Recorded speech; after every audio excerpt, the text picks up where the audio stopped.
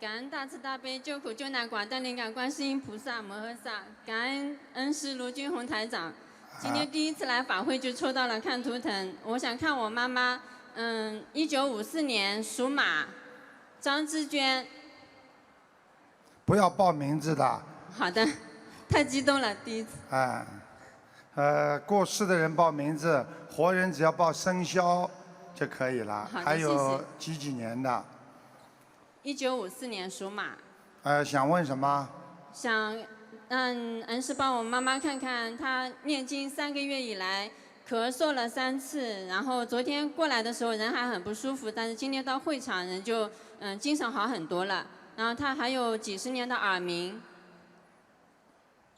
我妈妈今天在会场。你妈妈是这样的，你妈妈呢，小时候年轻的时候啊，就是说身上有一个打胎的孩子。对对对，她之前。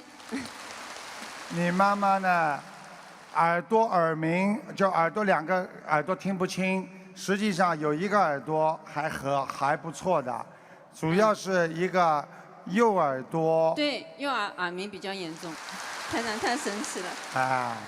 都看得见的呀。还有什么问题啊？就是我妈妈的咳嗽。你妈妈呢？现在呢，咳嗽呢，因为这是个老病，很多年了。我看她的这个咽喉气管里啊，这个地方非常的毛毛躁躁，就毛躁了。对，她一直有咽喉炎的。叫你妈妈每天要念消灾吉祥神咒49遍。好。好吗？好的。我妈妈的功课做得怎么样，台长？我很用功啊。对，她很精进的。很努力的。是的。那我妈妈念经的质量怎么样？我看她的身体上半面还是很干净的。因为我看她好像那个已经吃素了。对，她念经基本上是吃素的。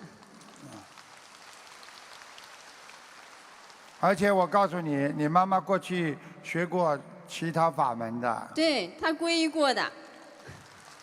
台长厉害吧？厉害，太厉害了。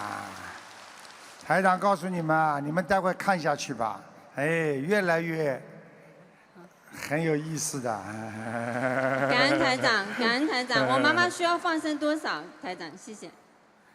放生再叫她放生，最好放生，哇，蛮多的，12000条，慢慢放。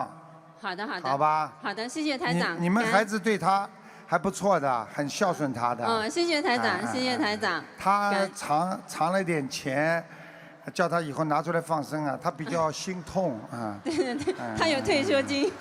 谢谢谢谢，谢谢大家。你叫你妈妈还要当心啊，她记性不好，吃点卵磷脂也好，还有头发有点掉，明白了吗？对对对。